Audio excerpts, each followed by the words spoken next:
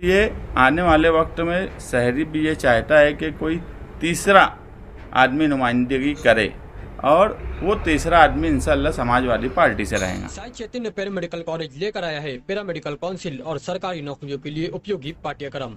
EMLT, radiology technician, health sanitary inspector में admission जारी है। हमारा पता याद रखें, Sai Chaitanya paramedical college, Ruby city scan के ऊपर, मोची कॉर्नर।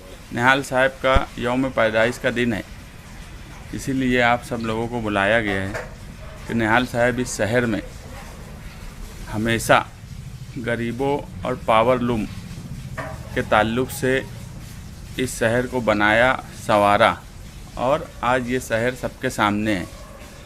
और इसी की कड़ी है कि अपने सियासी सफ़र में उन्होंने हमेशा सेकुलरिज़म का परचम उठा के रखा और आज मुल्क के जो हालात बने हैं 2014 के बाद से, उसी की कड़ी एक थी 2024 का पार्लियामेंट का इलेक्शन।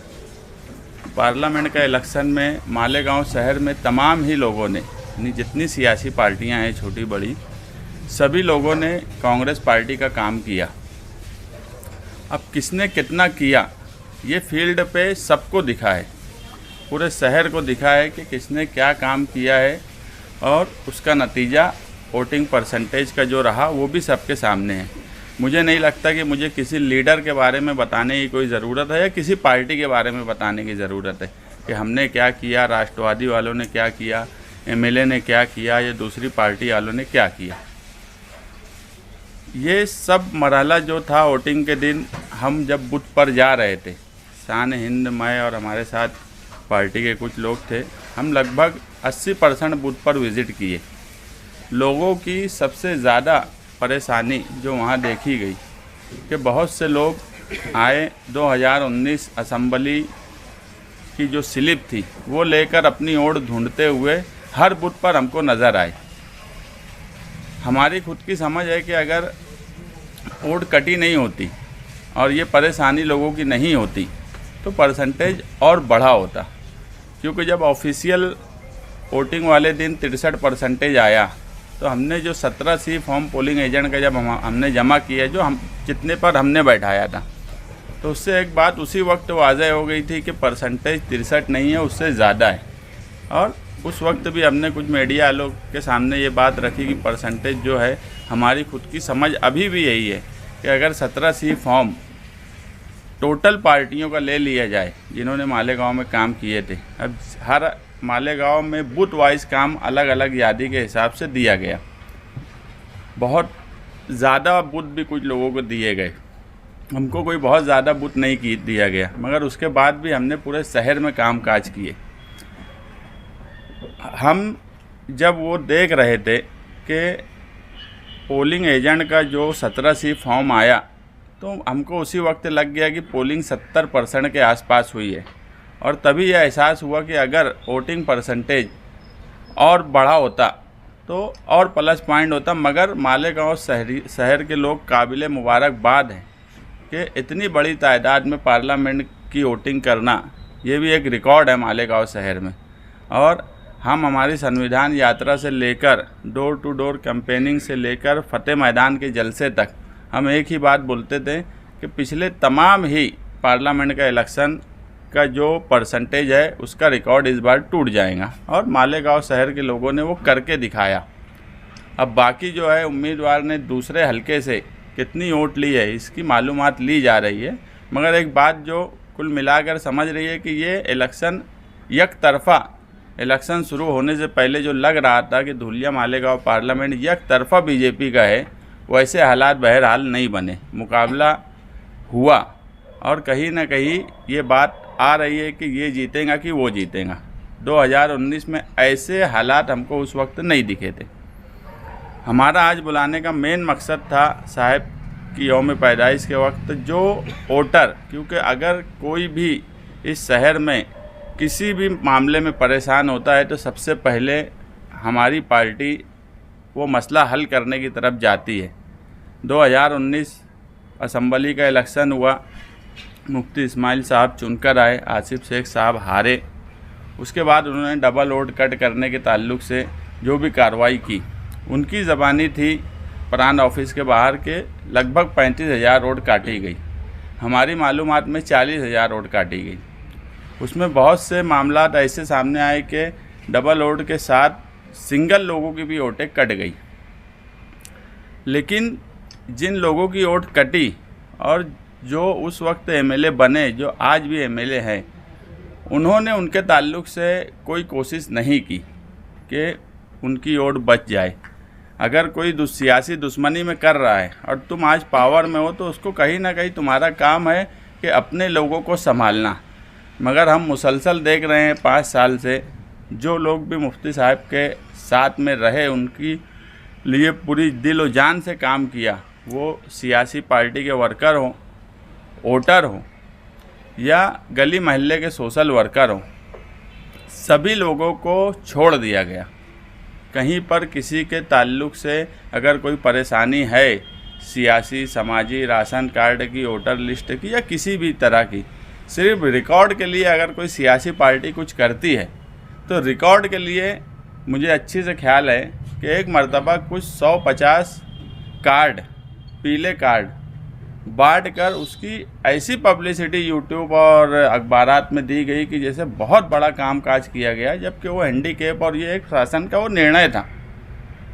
मैं बोला कि इस शहर में जब पीला कार्ड आया देवी गौड़ा सरकार के वक्त, जब निहाल साहब यहाँ के एमएलए थे, उस वक्त लोग ये बोला करते थे कि जो 37% बिलो पॉवर्टी लाइन जो है वो हर शहर में 37% थी। ये मालेगांव शहर वाहिद था जहाँ लगभग 44 से 45% लोगों का पीला कार्ड बना दिया गया।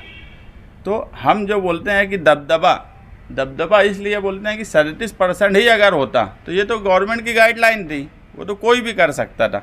मगर उसको अपने शहर के लिए, यहाँ ज़्यादा गरीब हैं, इसलिए गवर्नमेंट की गाइडलाइन से हटकर अगर 45% उस वक्त कार्ड बनाकर दिए गए तो ये है लीडर का सही मायनों में दबदबा। और यही दबदबा इस शहर में हम लाना चाहते हैं कि कोई कामकाज अगर किसी की ओट कट रही थी उनकी दुश्मनी में कोई अगर काट रहा था तो काटने वाला भी शहर के लिए दुश्मन था और कटवाने वाला भी शहर के लिए दुश्मन था, जिसने उनको संभाला नहीं। आज फ़िरका परस्ती का ये हाल है कि आज अगर मैं ये बोलूँ कि यार मुसलमानों की ये 100 वोट काट दी जाए तो मुझे नहीं लगता कि मुझे बहुत कोशिश करना पड़ेगा। आज पूरा डिपार्टमेंट फ़िरका परस्ती में डूबा हुआ है। ऊपर की लीडरशिप भी कहीं ना कहीं मदद कर दी होंगी वोट कटवाने में, कि अगर कोई वहीं का आदमी बोल रहा है कि ये वोट बोगस है और ये वोट सही नहीं है तो इतनी बड़ी तादाद में किसी के बोलने से वोट कटती नहीं। हम लोग भी यादी पे काम काज करते हैं, अक्सर ये होता है कि वोट अगर इधर से उधर हुई है ट्रांसफ़र करने में या वोट मैयत की कटवाने में बड़ा मुश्किल मरहला है, ये जल्दी होता नहीं है। मगर इस मर्तबा इतनी बड़ी तादाद में कटने की वजह कहीं ना कहीं फ़िरका परस्ती की सरपरस्ती थी वोट कटवाने में, हम ये बात मानते हैं। अब जो हो गया वो हो गया, लेकिन शहर इसको भूले नहीं कि किसने क्या किया है, इलेक्शन में किसने फील्ड पे क्या काम किया, वोट कटने में किसका रूल था, वोट ना बचाने में किसका रूल था। इन सब बातों को देखते हुए हम जो है शहरियान जो परेशान है, क्योंकि हर शहरी ख़ास तौर से मुसलमान, इस शहर में CAA लागू है, आने वाले वक्त में NRC शुरू होने वाला है, तो कहीं ना कहीं वो फ़िक्रमंद है इस चीज़ को लेकर। पोलिंग बूथ पे भी वो फ़िक्रमंदी हमको नज़र आई। इसलिए हम शनिचर के दिन से हमारी ऑफिस से स्पेशल शनिचर के दिन हमारी आगरा रोड की ऑफिस से 25 मई से हम वहाँ पर कई टेबल लगाकर वोट जिनकी डिलीट हुई है, वो ओरिजिनल वोट है, तो उसको बढ़ाने का काम करेंगे। इसलिए शहरियान से गुजारिश है कि शनिचर के दिन से आगरा रोड की समाजवादी ऑफिस पर जिन लोगों के पास भी 2019 की स्लिप है वो स्लिप के साथ आएँ। अगर स्लिप नहीं भी है और उनको ये बात का इल्म हो गया है कि उनकी वोट डिलीट हुई है, वो भी आएँ। हम पूरी कोशिश करेंगे कि आने वाले असेंबली इलेक्शन में जो भी इलेक्शन इसके बाद पहला है, उन सब की वोट वापस उसमें ऐड हो जाए यादी में, ताकि आने वाले वक्त में NRC और CAA के सवाल पे या किसी भी और इशू पर किसी को कोई परेशानी ना हो। जिंदगी समाज के नीचे तबके से लेकर मज़दूर तबके से लेके सरमायादार तबके तक उन्होंने अपनी खिदमत अंजाम दी। साथ ही निहाल अहमद साहब के पास अगर कोई आता था तो वो ये बोलते थे कि उसका कागज़ लाए हो क्या, उनका बोलने का स्टाइल था। तो बोलते थे कागज़ नहीं लाए, तो साहब एक जुमला बोलते थे, देखो ज़बानी चलता है अल्लाह के यहाँ, कागज़ दुनिया में कागज़ चलता है। तो उनके हमेशा से इस बात पर तवज्जो रहती थी कि लोगों के कागजात वो मजबूत रहना चाहिए। जैसे आज लोग महसूस कर रहे हैं एनआरसी और सीए के आने के बाद कि हमको हमारे डॉक्यूमेंट्स मजबूत करना है, लेकिन उस ज़माने में साथी निहाल अहमद साहब के वर्कर सोशलिस्ट पार्टी से लेके जनता दल तक अगर किसी के यहाँ बच्चा हो जाता था, पैदा हो जाता था, तो वो कारपोरेटर और मेंबर जो काउंसलर रहते थे वो जाकर नोंदनी किया करते थे। यहाँ तक कि राशन कार्ड का काम पूरे ज़ोर शोर से जनता दल ऑफिस से चला करता था निहाल साहब की निगरानी में। उसके बाद 65 साल की उम्र के लोगों का वजीफ़ा, बेवाओं का वजीफ़ा, ऐसे तमाम कागजात और वोटर लिस्ट में नाम को इंदराज करने का काम मुसलसल जनता दल ऑफिस में निहाल साहब की ज़िम्मेदारी ख़ास निगरानी पर चलता था। यहाँ तक कि साहब जगह जगह शहर के मुख्तलिफ़ हिस्से में मीटिंग लेके लोगों को ये कहते थे कि तुम अपना नाम वोटर लिस्ट में लाओ। असल में मालेगांव शहर ऐसा है जहाँ दूसरे शहरों से आकर लोग बसे हैं, चाहे वो यूपी हो, खानदेश हो, हैदराबाद हो, या ये 2001 के फसाद के बाद से गुजरात की भी बड़ी तादाद में लोग मालेगांव में आए। तो साथ ही निहाल अहमद साहब का ये मकसद था कि उनको मालेगांव की शहरियत और हिंदुस्तान की शहरियत कायम रहे। इसकी कोशिश वो उस वक्त किया करते थे जब एनआरसी सीए का कोई नामो निशान नहीं था। जब बीजेपी सत्ता में आएंगे ये कोई सोच नहीं सकता था। तो हम ये मानते हैं कि साथ ही निहाल अहमद साहब इतने दूरअंदेश लीडर थे कि ये सारे हालात जो आज आ रहे हैं उनके इंतकाल के बाद, ये उसका अंदाज़ा साथ ही निहाल अहमद साहब पहले ही करके लोगों को कहते थे अपने कागजात, अपनी शहरियत को मजबूत रखो। 2019 का इलेक्शन हुआ, उसमें शेख आसिफ साहब इलेक्शन हारे और उन्होंने वोटर लिस्ट में जो भी नाम निकाला कि ये उनका कहना था कि 30 से 35 हज़ार या उससे ज़ायद लोग, उनकी वोट डबल है, उनका एड्रेस ऐसा है वैसा, ये सब कर कर उन्होंने कोशिश की कि उनका ऐसी सोच थी कि ये सारी वोट जो है ये मुफ्ती साहब को मिली है, इसलिए उन्होंने अपने ज़ाती मुफाद के लिए, ज़ाती दुश्मनी के लिए ऐसे भी लोगों की वोट को काट दिया जो मालेगांव शहर में थे। आप कल देखेंगे कि हम लोग जब इलेक्शन के दिन घूम रहे थे तो कई लोग ऐसे थे जो ज़िंदा थे, उनके आगे मृत्यु लिखा हुआ था और डिलीटेड थी। तो मैं ये बोलती हूँ कि ये कौन से कौम के हमदर्द हैं जो अपने इलेक्शन हारने की ज़िद पर और अपने इलेक्शन हारने के गुस्से में ये भूल गए कि एनआरसी लागू है। 2019 में हालात बदल चुके थे, एनआरसी की बात होने लगी थी, सीए की बात होने लगी थी, फिर भी शेख आसिफ साहब ने इलेक्शन हारने के बाद अपना ज़ाती गुस्सा निकाला। वो ये भूल गए कि मेरे ये काम करने से जो लोगों की वोट मैं काट रहा हूँ उनको तकलीफ़ आएगी, उनकी शहरियत ख़त्म कर रहा हूँ। ये अपने खुदगर्जी में उन्होंने नज़रअंदाज किया कौम के दर्द को, कौम को मुश्किल में डाला इतने सारे लोगों को। और इसके बरखिलाफ़ जो एमएलए चुन के आए उनका ये काम था कि जो वोटर की वोट काटी जा रही थी उसका तो कोई ज़ाती मुफाद नहीं था, उसको तो कोई लड्डू नहीं मिल जाने वाला था। वो सिर्फ इसलिए काटे जा रहे थे कि उन्होंने मुफ्ती साहब को वोट दिया और मुफ्ती साहब की ये ज़ाती ज़िम्मेदारी थी कि उनके वजह से बिला वजह लोगों का नाम काटा जा रहा है वोटर लिस्ट में, लेकिन उन्होंने वोट लेने के बाद ये परवाह नहीं की। उनका काम पूरा हो गया इलेक्शन में वोट लेने के बाद और उन्होंने ये परवाह नहीं की कि मेरी वजह से ये 30,000 35,000 लोगों की शहरियत ख़तरे में आ गई है। वो ख्वाब व खरगोश में रहे, उन्होंने कभी निगरानी नहीं की कि मेरी वजह से लोगों का नुकसान हो रहा है और वो नज़रअंदाज करते रहे। और आज ये हाल हो गया है कि जो ज़िंदा हैं उनको मृत्यु लिखा गया, जो लोग शहर में आबाद हैं उनका वोटर लिस्ट में नाम नहीं है। हमारे अंदाजे के मुताबिक जैसे मुस्तकीम ने कहा कि 40,000 लोग अपनी शहरियत से महरूम रह गए। इनको महरूम करने में शेख आसिफ इलेक्शन हारने के बाद इनकी खुदगर्जी और मुफ्ती साहब की चुन के आने के बाद अपना मतलब निकल जाने के बाद उन्होंने अपने वोटरों को ऐसे ही छोड़ दिया, ये जानते हुए कि एनआरसी और सीए की मुसीबत मुसलमानों पे हावी है। इसके बावजूद उन्होंने कोताही की या अपने मतलब निकल देने के बाद, जैसा कि हर किसी के साथ वो करते आए कि अपना काम जब हो जाता है तो वो लोगों को नज़रअंदाज करते। ये दोनों लीडरान आप लोग महसूस करो और सोचो कि ये अपने फ़ायदे और अपने नुकसान के लिए शहर के 40,000 लोगों की शहरियत को ख़तरे में डाल दिया। ये इतनी खुदगर्जी है, वो ये भूल गए कि चलो वो भले ही मुफ्ती साहब को वोट दे दिए हो, लेकिन है तो यार अपने कौम के लोग ना, इनको तकलीफ़ होगी, एनआरसी में इनको जवाबदेही बढ़ जाएगी, इनकी शहरियत ख़तरे में आ जाएगी। लेकिन इन्होंने अपने ज़ाती मुफाद के लिए उनका वोट कटवाया। और मुफ्ती साहब की जैसा रिकॉर्ड रहा है कि वो हमेशा अपना मतलब पूरा होने के बाद उन्होंने ये भी नहीं सोचा कि ये लोग सिर्फ मेरी वजह से परेशान है क्योंकि मुझको वोट दी। तो ये मैं मानती हूँ ऐसा जो शहर के 40,000 लोगों की शहरियत ख़तरे में डालते हैं, ये न सिर्फ उन 40,000 लोगों के गुनहगार है, बल्कि ये पूरे कौम के गुनहगार है कि ना इन्होंने बचाने की कोशिश की, अपना मुफाद अपनी खुदगर्जी में दोनों हावी रहे और उन्होंने 40,000 लोगों का नुकसान किया। अब जो हुआ इसके बाद हम लोगों ने ये तय किया है कि साथी निहाल अहमद साहब का जो रिवाज रहा है कि वो लोगों के मामलात में लोगों को तकलीफ़ें कम हो, सरकारी दरबारी काम में मददगार साबित हो। और आप देखेंगे कि जिस तरह साथी निहाल अहमद साहब की ऑफ़िस में हमेशा से भीड़ रही, वैसे ही आज समाजवादी पार्टी की ऑफ़िस में भीड़ रहती है। लोग अपने मुश्किलात और काम लेकर यहीं आते हैं। लोगों को ये बात समझती है कि कागज़ की मालूमात और कागजात जमा करना और सही सिमत में जमा करना ये निहाली वर्करों को ही आता है। इसके अलावा ना कोई इतना पढ़ा लिखा है, ना इनको किसी को कानूनी समझ इतनी।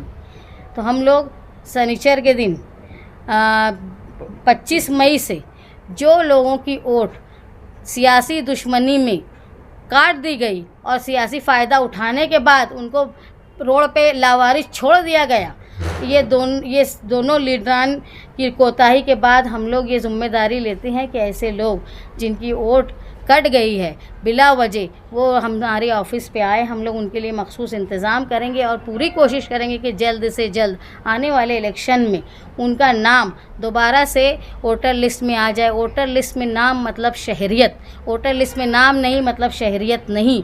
और ये जो हो रहा है शहरियत ख़त्म करना, तो मुझे नहीं समझ में आ रहा है इसमें कौन बीजेपी का एजेंट है जो 40,000 लोगों को ऐसे ही नाम कार्ड दे रहा है। ये 40,000 वोट जो कटी है ये कहाँ जाने वाली थी? सेकुलर पार्टी के उम्मीदवार को मिलने वाली थी। ये दोनों ने नज़रअंदाज किया, काटने वाले ने भी और जो बेचारा वोट ले लिया और भूल गया कि हमको इनकी जिम्मेदारी थी, है मेरी वजह से नुकसान में। ये दोनों लोगों की कोताही, और इसको आप लोग शहर ने गौर से सोचना चाहिए कि ये न सिर्फ सियासी फ़ायदा उठा लेने के बाद या सियासी दुश्मनी करने के बाद शहर के कौम के साथ ये लोग जो है वो अपनी सियासी गुस्से का इजहार करते हैं और ये भूल जाते हैं कि जो भी हैं अपनी कौम है, अपना शहर है। आज इनको वोट दे दिए, कल हमारे रहेंगे।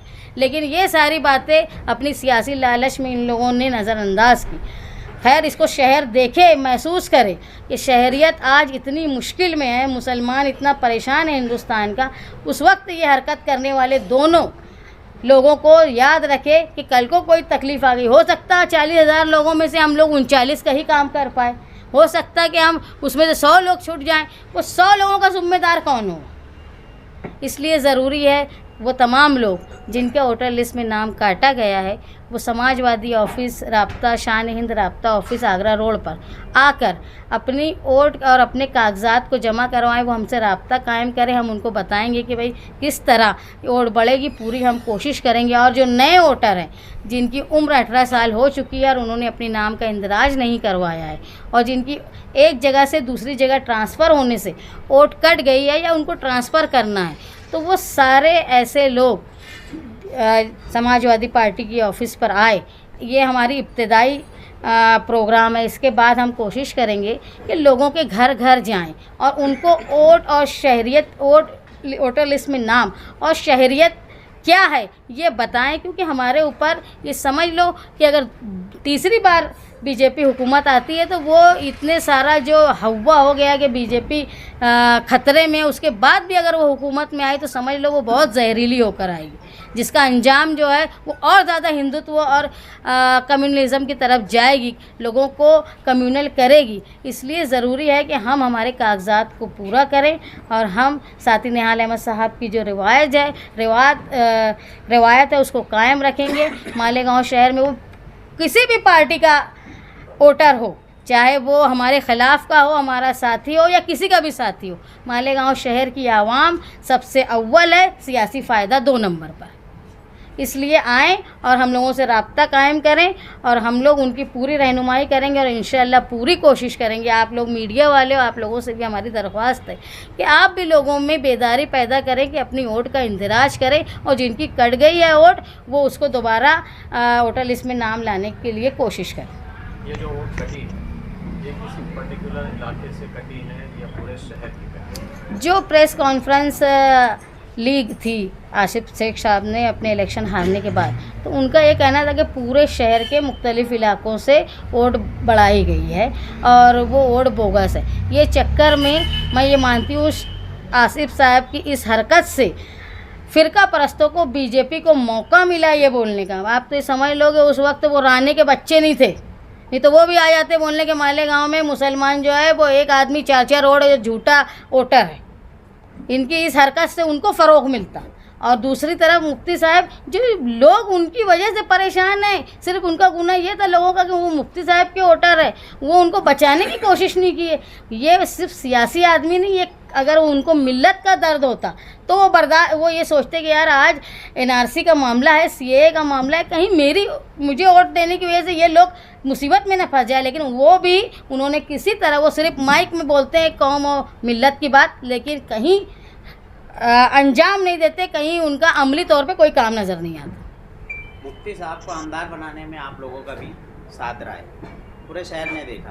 जब वोट काटी जा रही थी उन्होंने कुछ नहीं किया तो आप लोग उस वक्त साथ में थे, आपने क्या किया उस वक्त? सबसे पहले जब वोट काटी जा रही थी तो सबसे पहले प्रांत ऑफिस पर मुफ्ती साहब को ले जाने वाला आदमी मैं ही हूँ, जो उनको लेकर गया वहाँ प्रांत साहब से बात करवाया कि ये सब सियासी दुश्मनी में काटी जा रही है मुफ्ती साहब, तुम उस पर ध्यान दो।